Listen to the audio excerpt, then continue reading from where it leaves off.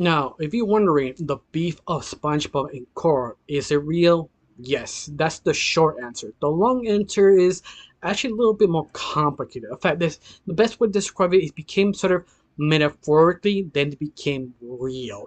It's because you have to understand Nickelodeon and their fans and the relationship and what they did specifically with Korra and the Last Avatar. It's sort of a very weird ride that I wasn't expecting to be this much information. It's simplistic, but how everything fall into piece is almost like kinda ironic now words. Of course, before I continue on, my name is Rachel. I like to talk about animation, not just animation, just do reviews, first impressions, cartoon theories, and sometimes, if I have some spare time, cartoon breaking news. Of course, you like how it's going, like to help my channel, pull like, comment, and subscribe. That's the only thing you need to do. If not, that's fine. You do, thank you. Because of you, I'm getting close to my main goal of 2,000 subscribers. And yes, I'm getting close every single time of people like you. People collect, comment, and share. Now, let's get started. Now, I accidentally found this sort of post about what is the biggest beef in history, and everybody started posting different things. And ironically, someone posted multiple times of SpongeBob and Korra, and yet people don't believe this beef is sort of real. It's because, believe it or not, this sort of incident became so well known in the channel of Nickelodeon, they became sort of a meme by itself. You could actually find a sort of kind of green screen or something to kind of overlap it to something else, and it became sort of accidental meme on basically Tumblr. Now, to be fair, the post, well, actually, there are two posts using the same four sort of kind of memes you see of Korra and SpongeBob beef. All four of them are legitimately real. They actually are the original ones. That people don't believe this is all real, except for maybe one. No, all four of them are legitimately real. They actually did show on Nickelodeon.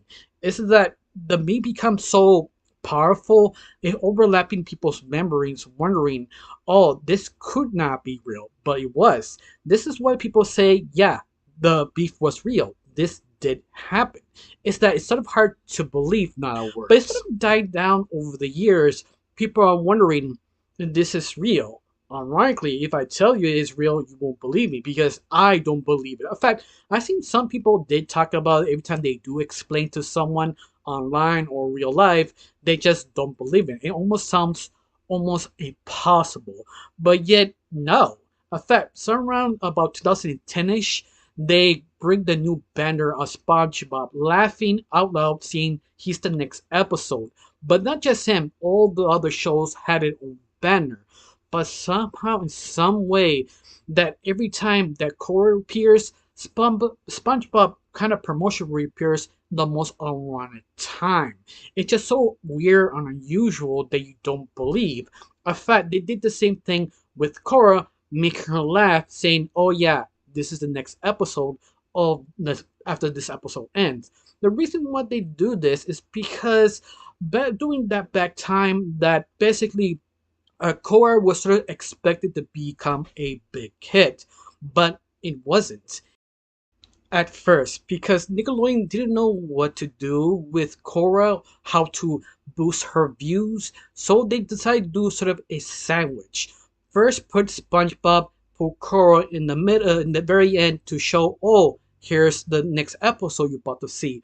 But people starting leaving, so they decided to put SpongeBob reappearing, said, I'm next, the next episode. You just need to wait. And they keep doing this again and again. It became sort of ironic, sort of a very weird moment, and also where they timed it, it just sort of was accidental. That's sort of what it happened, at least that's what I thought at first. That's why I did all my sort of research in people remembering sort of things in the past. But believe it or not, this beef became more earlier than the incident with the new sort of promotion. It was the first time when Avatar wins the Kids' Choice Awards. This is the point where I mean this became sort of metaphorically, then became real. Doing my research, every time I found a post about basically the first time Avatars win and SpongeBob didn't, everybody sort of kind of responding something very similar. Like I remember that time actually Avatar win the Kids Choice Awards, and they have sort of a bitter taste in their mouth because they didn't promote it the right way. They just put it in banner saying, "Oh yeah, Avatar wins. Let's go. Let's do the next thing." It's almost like they wasn't expecting the Avatar to win that specific time. They were always expecting SpongeBob. And this is where's the point of the hatred of Nickelodeon and SpongeBob because they felt there was sort of kind of especially disrespectful. What I mean is every time is SpongeBob wins, the voice actors or one of the writers reappear and say a small speech thanking all the fans for voting for them. But they never did that specifically for Avatar. And this is what the beef sort of understanding became real in other words how everything sort of started like why you didn't have none of the voice actors or none of the writers reappear except in your words just give a sort of banner instead and you think oh that's sort of ironic but it's kind of true people post how they mistreat Korra. If you're a less Avatar fan, doesn't mean you're a fan of Korra or Aang. It's been sort of cutting off every single material. Every time we have success, they misplace it, misuse it. Especially Korra, the last two seasons became sort of exclusive with Hulu or other streaming service, but not specifically for Nickelodeon. And this is what I mean became sort of metaphorically. Every time if some show gets more popular than SpongeBob, they always push it away. Like they don't know how to react to it. This is the reason why people hate Nickelodeon because how much mistreatment of the material they have, their clients, their basically creatives. Because this is not the first time they do this. Like they've been dozens of different examples happening something similar to Korra.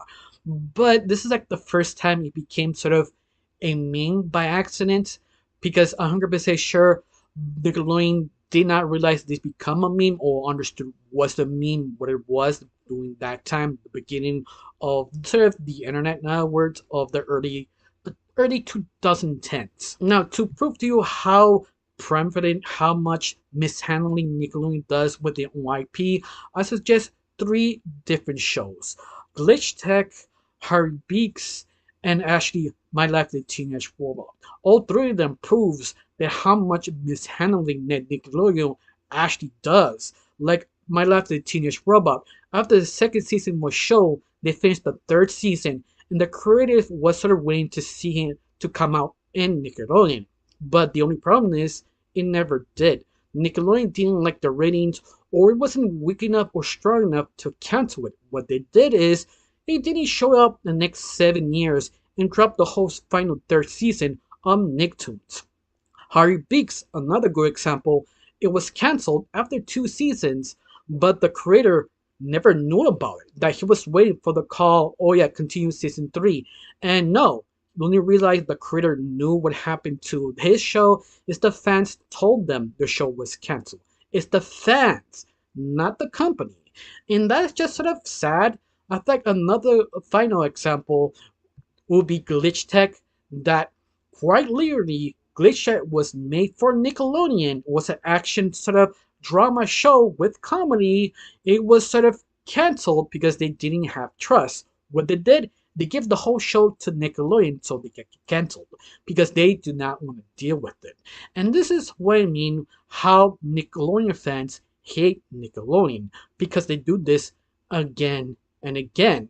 And the consequences, what happened here of the meme becoming real and metaphorically, is because it's how the relationship of the fans and Nickelodeon kind of is. In fact, some people believe they love SpongeBob so much they get offended if any other show take its place. In a way, I kind of do believe that too, because if you don't know how the business work and behind the scenes, when they have a show that it has no episodic episode, it's just pure comedy, people will watch anytime it come out. It was a basically non-stop watch fest in other words.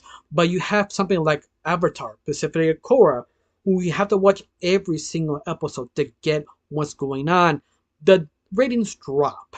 And you see why they did not like Korra, because you have to basically binge watch the whole series, or at least try not to miss any single episode to understand the situation.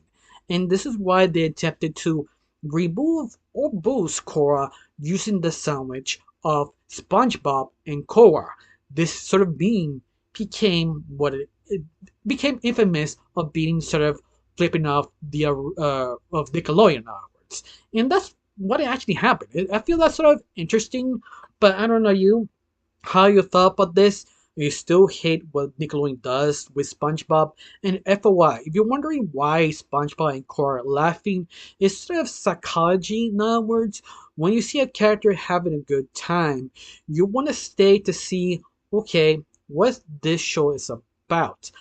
Because you see so much energy and grab your attention. And that's sort of the reason why they have SpongeBob and Cora laughing. It's not because they try and make beef, it's because psychologically it does work. Not all the time. If you know the show, it works better than people who doesn't know the show or doesn't like it, but give it a chance. Okay, I could maybe give one more chance or something. Like they give that extra edge downwards. This is the reason why they make Cora and SpongeBob laugh and their banners downwards. But other than that, that's all I can say. I don't know you, how you felt about it. Do you know about the history about this? Do you care about it? I have nothing else to say. Just thank you for watching. Don't forget to subscribe and have a wonderful day. Bye.